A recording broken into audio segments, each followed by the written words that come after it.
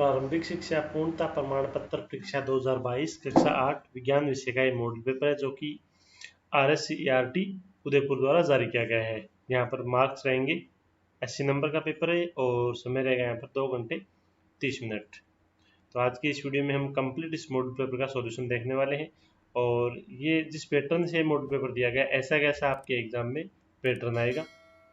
तो चलिए इस वीडियो को शुरू करते हैं। शुरू करने से पहले आपसे रिक्वेस्ट है, चैनल पे नए हैं तो चैनल को सब्सक्राइब करें और साथ में बेल आइकन को सेलेक्ट करके ऑल को सेलेक्ट कर दें ताकि आने वाली हर वीडियो की नोटिफिकेशन आपको लगातार मिलती रहे। तो देखिए, सबसे पहले क्वेश्चन आपको दिया गया है, खरीफ की फसल है।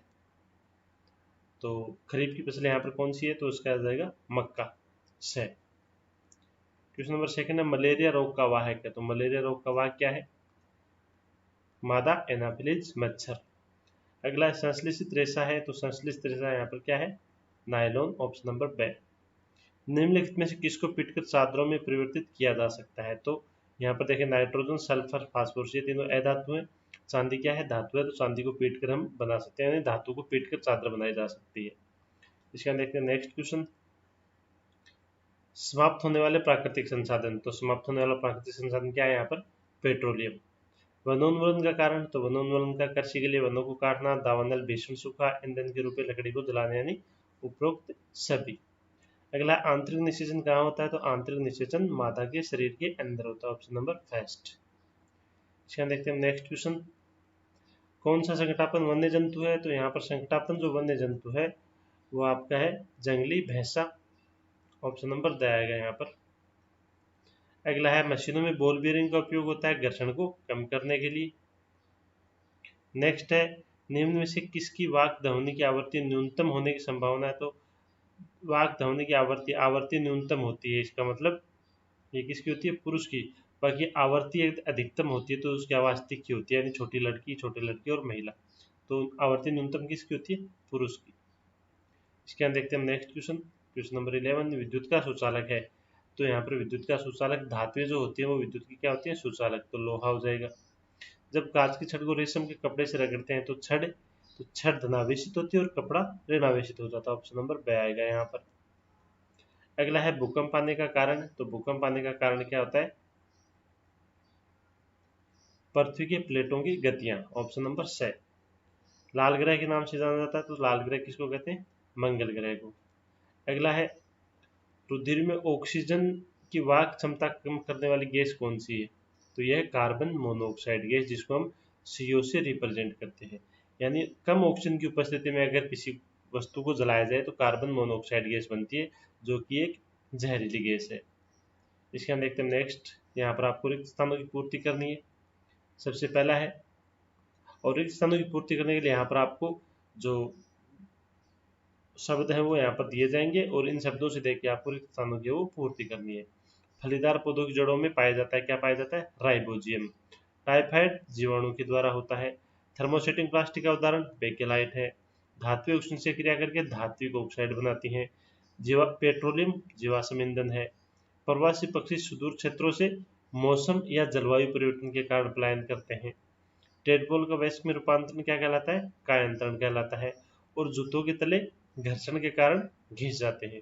तो ये आप यहाँ से जो शब्द दिए गए हैं इसमें से देख के आप लिख सकते हो। इसका देखते हैं हम नेक्स्ट क्वेश्चन। यहाँ पर एक बात और, आपका जो पेपर आएगा वो आपकी दोनों भाषा में आएगा। जो भी आपको समझ में आ रहा है उस हिसाब से आप पेपर को करेंगे। अगला क्वेश्चन आपके सत्य असत्य का दिया गया है। जो सत्य है उसके लिए ट्रू लिखेंगे, जो फॉल्स है, गलत है, उसके लिए आप फॉल्स लिखेंगे, एफ का प्रयोग करेंगे। पहला है, अवांछित या अप्रिय ध्वनि को संगीत कहते हैं, नहीं इसको शोर कहते हैं, तो ये फॉल्स है। सजातीय आवेश एक दूसरे को आकर्षित करते हैं, नहीं ये भी फॉल्स है। सजातीय आवेश एक दूसरे को प्रतिकर्षित करते हैं, तो यहाँ पर भी क्या आ जाएगा, फॉल्स आ जाएगा। पृथ्वी सौर परिवार का सबसे छोटा ग्रह है, तो ये भी गलत है, पृथ्वी सबसे छोटा नहीं है।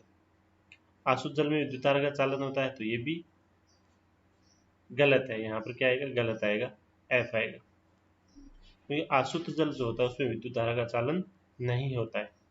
अगला क्लोरोफ्लोरोकार्बन एक प्रदूषक गैस है, तो ये ट्रू है। लोहे में संक्षारित होने और जंग लगने की प्रवृत्ति होती है, ये भी ट्रू है। प्रोजेक्ट टाइगर बाघ के संरक्षण से संबंधित, ये भी ट्रू है। तो यहाँ पर इसको आप चौथे नंबर को आप फॉल्स करेंगे।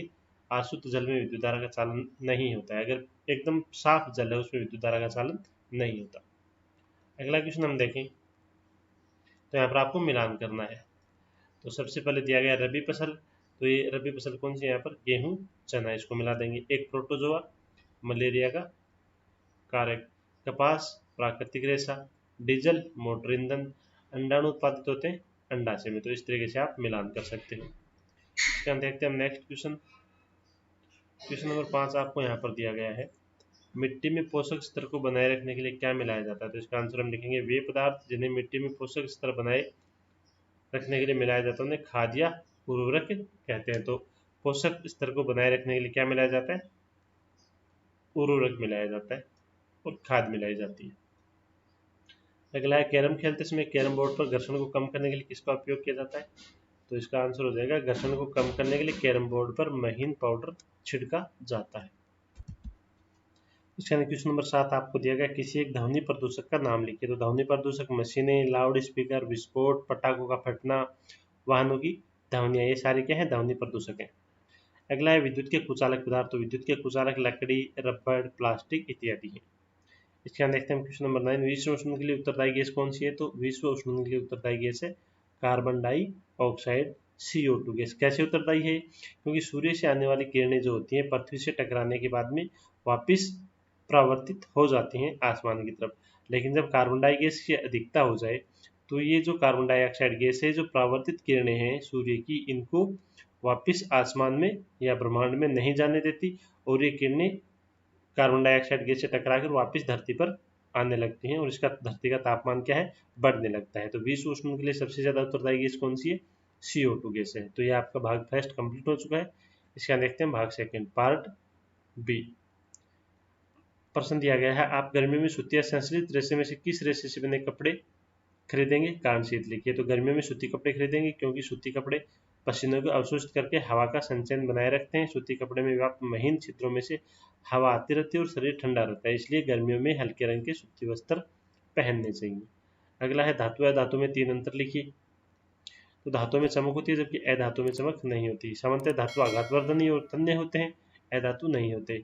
सामान्यतः धातु उष्मा और विद्युत के क्या होते हैं, सुचालक होते हैं, अधातु नहीं होते। अगला क्वेश्चन है, संगमरमर पर फर्श या साबुन के पानी से भरी बाल्टी उलट जाए तो इस फर्श पर आपका चलना आसान होगा या कठिन, कारण शीट बताइए। तो यहाँ पर आप बता सकते हो, संगमरमर के फर्श पर अगर साबुन से भरी पानी से भरी बाल्टी अगर गिर जाए, उलट जाए तो इस फर्श पर चलना कठिन होगा, क्योंकि यह फर्श को चिकना बना देता है और इसमें बहुत सारी अनियमितताएं होती हैं, जो कि चिकने पृष्ठ होने के कारण अनियमितताएं वो कम हो जाती हैं और घर्षण बल का मान क्या हो जाता है, कम होता है। इसलिए इसमें गति करने के लिए अधिक बल लगाना पड़ता है। घर्षण कम होने के कारण इसमें फिसलने की संभावना काफी अधिक हो जाती है। अगला क्वेश्चन हम देखें, क्वेश्चन नंबर 13 आपको दिया गया, आग बुझाने के लिए पानी के इस्तेमाल से पूरे विद्युत आपूर्ति बंद क्यों की जाती है। तो इसका लिखेंगे, आग बुझाने के लिए पानी के इस्तेमाल से पूरे विद्युत आपूर्ति बंद कर दी जाती है, क्योंकि विद्युत उपकरणों में पानी चले जाने से शॉर्ट सर्किट हो सकता है तथा विद्युत का झटका लग सकता है, क्योंकि लवणीय जल विद्युत का सुचालक होता है। विद्युत का करंट लगने से व्यक्ति की मृत्यु भी हो सकती है और काफी नुकसान हो सकता है। नेक्स्ट क्वेश्चन आपको दिया गया है, भूकंप से बचने के लिए आप क्या सावधानियां बरतेंगे। तो इसका आंसर हम लिखेंगे, अत्यधिक भूकंपीय क्षेत्रों में भवन निर्माणों में भारी पदार्थों की अपेक्षा मिट्टी अथवा इमारती लकड़ी का उपयोग अधिक अच्छा होता है।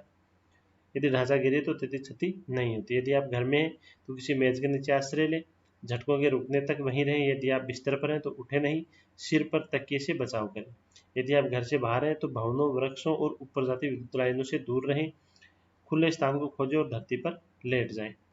प्रश्न 15 का आपको दिया गया, सौर परिवार का नामांकित चित्र है वो बनाइए। तो सौर परिवार का नामांकित चित्र आप इस तरीके से हो बना सकते हो। बीच में क्या है, सूर्य है, उसके बाद में कौन सा ग्रह है, बुध ग्रह है, बुध के बाद में शुक्र है, शुक्र का 3rd नंबर पे पृथ्वी आएगी, उसके बाद मंगल, शनि, सॉरी बृहस्पति, बृहस्पति शनि, यूरेनस और नेपच्यून। इस तरीके से आप वो जो सौर परिवार का चित्र है वो आप यहाँ पर बना सकते हो। इसके बाद में नेक्स्ट क्वेश्चन आपको यहाँ पर दिया गया है, CNG और LPG का ईंधन के रूप में उपयोग करने से क्या लाभ है। तो इसका आंसर हो जाएगा, CNG और LPG का उपयोग परिवहन वाहनों में ईंधन के रूप में किया जा रहा है, क्योंकि ये ईंधन कम प्रदूषण करते हैं, यानी ये स्वच्छ ईंधन है। इन ईंधनों का रख रखाव आसान है और स्वच्छ ईंधन होने के साथ साथ ये सस्ते ईंधन भी है, यानी इनसे प्रदूषण वो बहुत कम मात्रा में फैलता है। इसके हम देखते हैं नेक्स्ट क्वेश्चन। नेक्स्ट क्वेश्चन आपको यहाँ पर दिया गया है, नर जनन तंत्र का वो नामांकित चित्र बनाइए। तो नर जनन तंत्र का आप यहाँ पर चित्र बना सकते हो।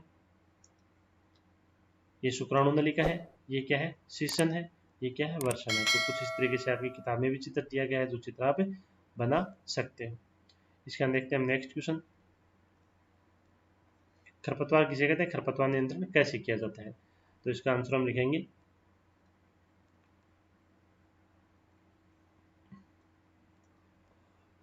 खेत में कई अवांछित पौधे प्राकृतिक रूप से फसल के साथ उगाते हैं। इन अवांछित पौधों को खरपतवार कहते हैं। खरपतवार हटाने को निराई कहते हैं। निराई आवश्यक है क्योंकि खरपतवार जल, पोषक, जगह और प्रकाश की स्पर्धा कर फसल की वृद्धि पर प्रभाव डालते हैं। कुछ खरपतवार कटाई में भी बाधा डालते हैं तथा मनुष्य और पशुओं के लिए विषैले हो सकते हैं।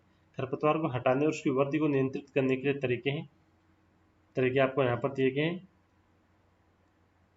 खरपतवार पौधों को हाथ से जड़ सहित उखाड़कर भूमि के निकट से काटकर समय समय पर हटा दिया जाता है। यह कार्य खुरपी या हेरों की सहायता से किया जाता है। दूसरा, रसायनों के उपयोग से भी खरपतवार नियंत्रण किया जाता है, जिन्हें खरपतवारनाशी कहते हैं। जैसे 2,4-D खेतों में इनका छिड़काव किया जाता है, जिससे खरपतवार पौधे मर जाते हैं और वस्तु फसल को कोई हानि नहीं होती। अगला है खरपतवार की वृद्धि के समय तथा पुष्पन बीज बनने से पहले खरपतवारनाशी का छिड़काव करते हैं। खरपतवारनाशी के छिड़काव से किसान के स्वास्थ्य पर भी प्रभाव पड़ सकता है, अतः उन्हें इन रसायनों का प्रयोग सावधानीपूर्वक करना चाहिए। छिड़काव करते समय उन्हें अपना मुंह और नाक कपड़े से ढक लेने चाहिए। इसके बाद देखते हैं नेक्स्ट क्वेश्चन। नेक्स्ट क्वेश्चन है वनोन्मूलन का अर्थ बताइए और उसके कारणों का उल्लेख भी कीजिए। तो यहाँ पर वनोन्मूलन का अर्थ है मनुष्य द्वारा उपयोग के लिए भूमि का दावा करने के लिए जंगलों को साफ करना। वनोन्मूलन या वनों का विनाश यानी जंगलों की सफाई हमारी अर्थव्यवस्था, जीवन की गुणवत्ता और पर्यावरण के लिए गंभीर खतरा है। अर्थात वनोन्मूलन का अर्थ है वनों को समाप्त करने पर प्राप्त भूमि का अन्य कार्यों में उपयोग करना। वनोन्मूलन के क्या कारण है, तो कारण यहाँ पर हम लिखेंगे कृषि के लिए भूमि प्राप्त करना, घरों और कारखानों के निर्माण करना, फर्नीचर बनाना तथा लकड़ी का ईंधन के रूप में उपयोग, दावानल और भीषण सूखा भी वनोन्मूलन के कुछ प्राकृतिक कारक हैं। वनों का चारागाह में परिवर्तन, स्थानांतरित या झूम कृषि के लिए शहरीकरण और विकास परियोजना, औद्योगिक और व्यावसायिक उपयोग के लिए लकड़ी काम में लेना। तो ये वनोन्मूलन के कारण हो गए। इसके बाद देखते हैं हम नेक्स्ट क्वेश्चन। नेक्स्ट क्वेश्चन आपको यहाँ पर दिया गया, मच्छर अपने पंखों को, दो क्वेश्चन आपको अथवा में दे रखा है यहाँ पर। तो दूसरा करते हैं यहाँ पर, निम्नलिखित वाद्य यंत्रों के किस भाग से ध्वनि उत्पन्न होती है, उस भाग का नाम लिखिए। ढोलक। तो ढोलक वाद्य यंत्र में ध्वनि उत्पन्न करने के लिए जो भाग कंपित होता है वह होती है उसकी तानित झिल्ली। सितार। सितार वाद्य यंत्र में ध्वनि उत्पन्न करने के लिए जो भाग कंपित होता है वह होता है उसके तानित तार। नेक्स्ट है बांसुरी। तो बांसुरी का हम लिखेंगे, बांसुरी एक एरोफोन या बिना नरकट वाला वायु उपकरण है जो एक छिद्र से पार हवा के प्रवाह से ध्वनि उत्पन्न करता है। बांसुरी को तीव्र आघात एरोफोन के रूप में वर्गीकृत किया जाता है। अगला मंजीरा। इसमें दो छोटी गहरी गोल मिश्रित धातु से बनी कटोरियां जैसी होती हैं। इनका मध्य भाग गहरा होता है। इस भाग में बने गड्ढे के छेद में डोरी लगी रहती है। ये दोनों हाथों से बजाए जाते हैं। दोनों हाथों से एक एक मंजीरा रहता है। परस्पर आघात करने पर ध्वनि निकलती है।